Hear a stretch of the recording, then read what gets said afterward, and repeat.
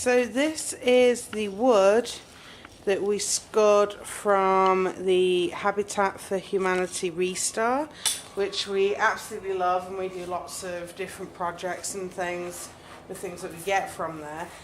This is just an old piece of painted plywood. It's a little bit sketchy at this end, but it's already got a lip on it, which means this is going to be ideal for making a swarm trap on, because it's already got something that's going to be able to hold the bee frames. So, thank you, my wonderful assistant here. So that's essentially what it's going to do. So what we're going to do is we're going to cut this down into smaller sections, and these pieces are going to be going onto the long sides, and then we'll rip,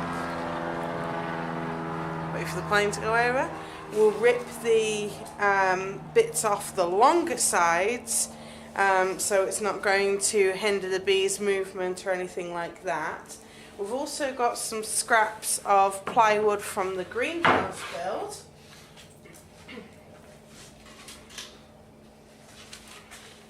Which you can see is nicely icy because it is like super cold here. So we're going to be using this for either the top or the bottom. Doesn't matter that it's got ridges on, because that's going to be going on the outside. It's a solid back piece. And we've got a little bit of this stuff left over from one that we've already made. So this can either be a base or, well, it won't be the lid because it's too short, but it could definitely be the base. So follow along and see how I'm going to build this. Disclaimer, I have no woodworking skills. My husband is here helping me, and he's going to be guiding me through the process. But obviously make sure you pay attention when you're using power tools that you're unfamiliar with. Make sure you have the appropriate safety gear. If you're working with man-made woods, please make sure that you're using dust masks and eye protection as necessary. Alright, so first things first with this is we need to rip the bottom. And by ripping, I don't mean that we're going to like Hulk smash this. We've got to basically cut off this beveled edge that is on there so it can sit flush. I don't want this to be any shorter than 11 inches because we want to make sure that there is enough room for when the frames are dangling, because if it's right close to the bottom, the bees aren't going to like that. They like something with a bit of height.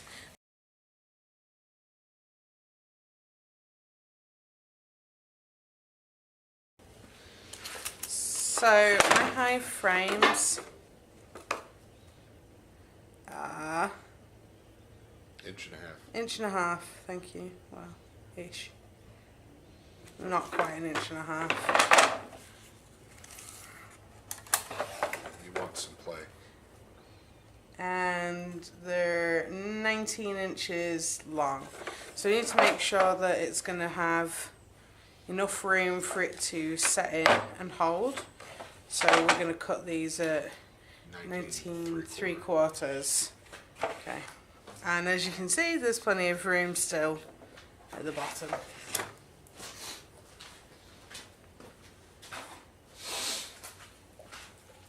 Alright, so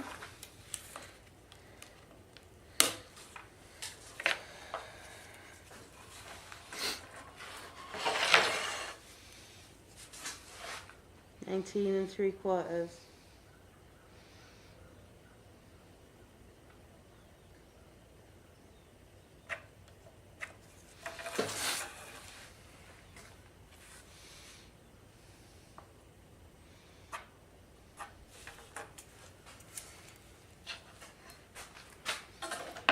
Here, honey, use the square.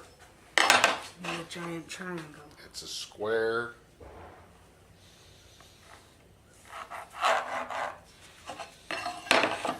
I'm pretty sure when I was in maths class this was a triangle. Yeah, in math class, but in carpentry it's a square. Okay. I'm still telling you that shape is a triangle.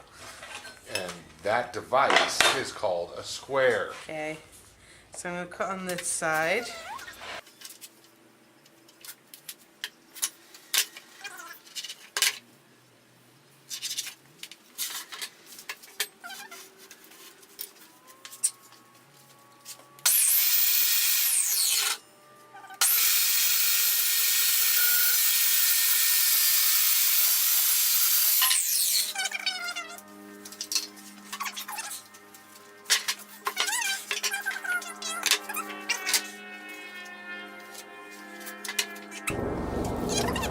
Okay, so I know from the other hive that we built we want to have 5 inches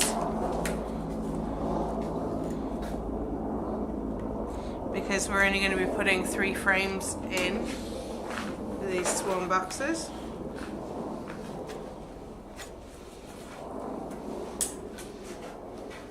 I'm going to use the big one this time. Yeah.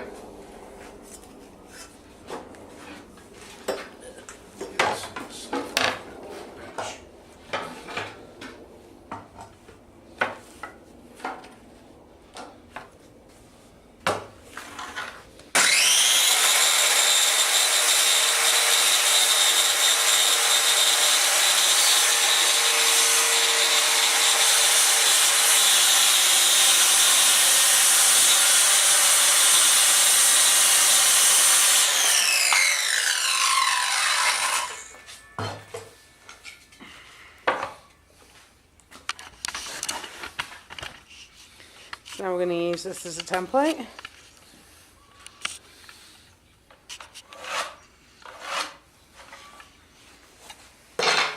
And we're going to cut this one out.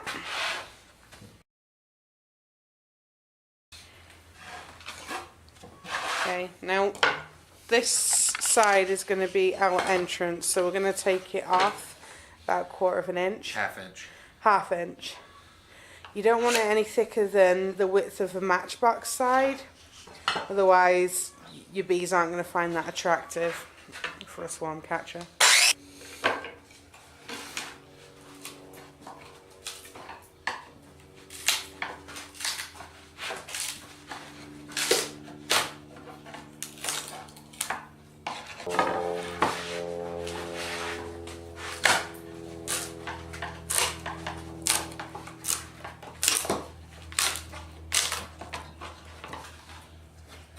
Match the sides.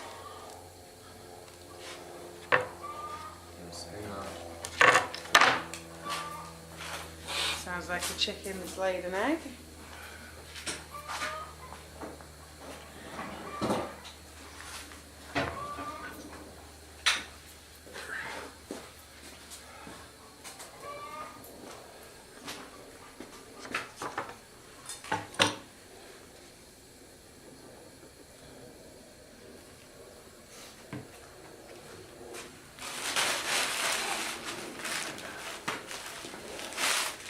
Bring this up a little.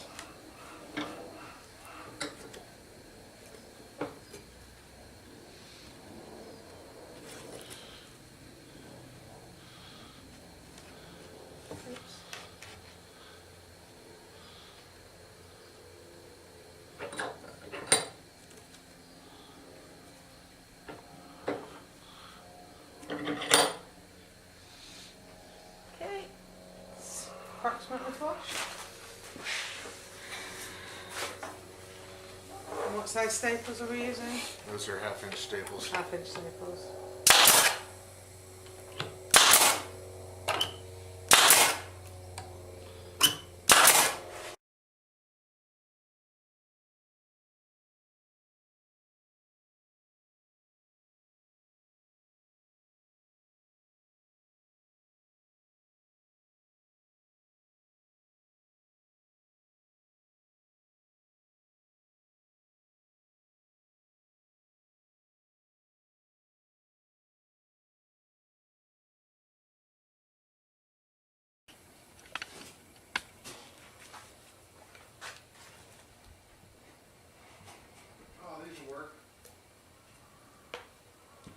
So I'm just putting some glue.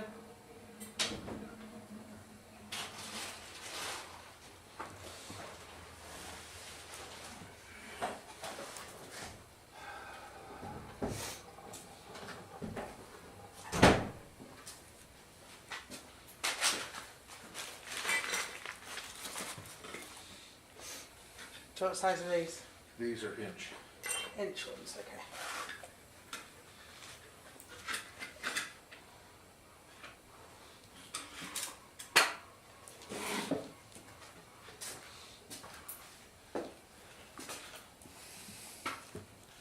You always start at the back here, crossed.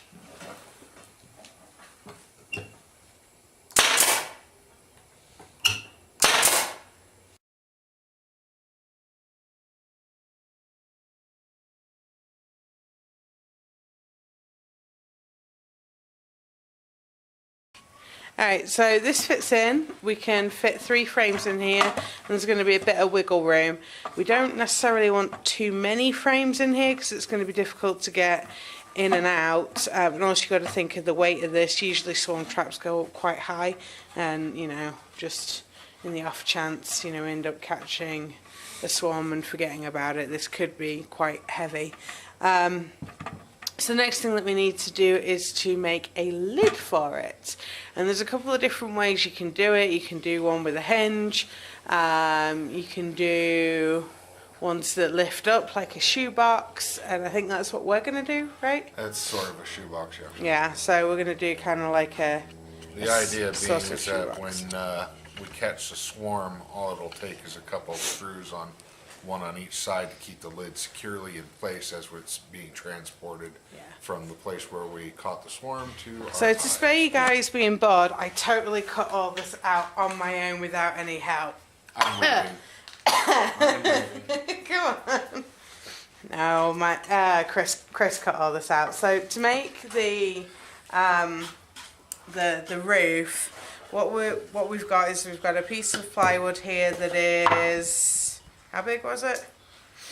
What do you mean, how big? Lengthwise? Yeah, That's 20 and a quarter. 20 and a quarter by, no, 21 and a quarter. 21 and a quarter, sorry. Yeah. By 7 and a quarter. 7 and a quarter. So what we've got is we've got some bits of 1x2. Yeah. That we've cut. So we've got 2 side pieces that are 7 and a quarter, and they're going to go on there. And we've got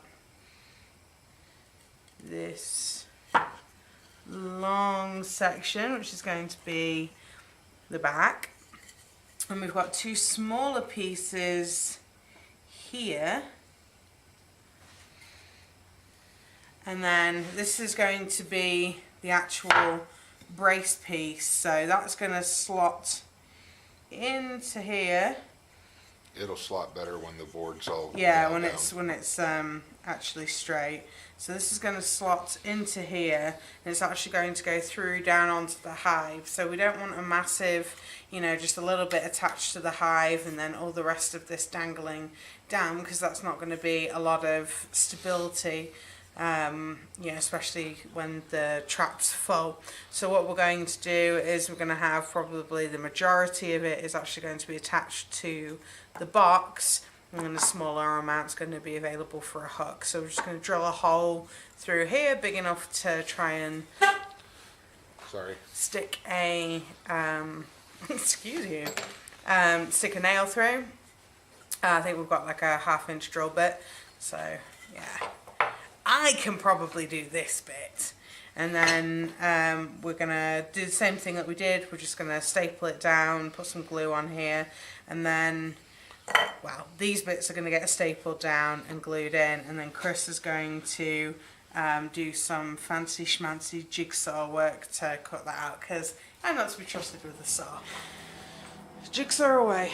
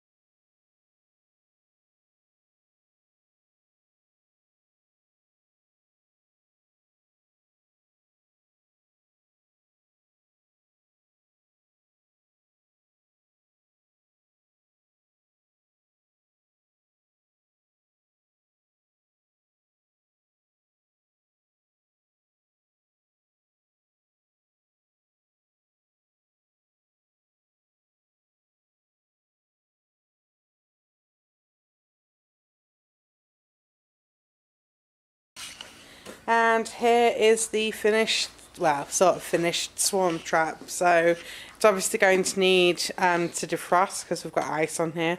It's going to have to take it inside so it can dry out. Then we're going to give it a paint job. It's got a little landing board here, and the nice thing is to be able to close this up when it's got a hive in there.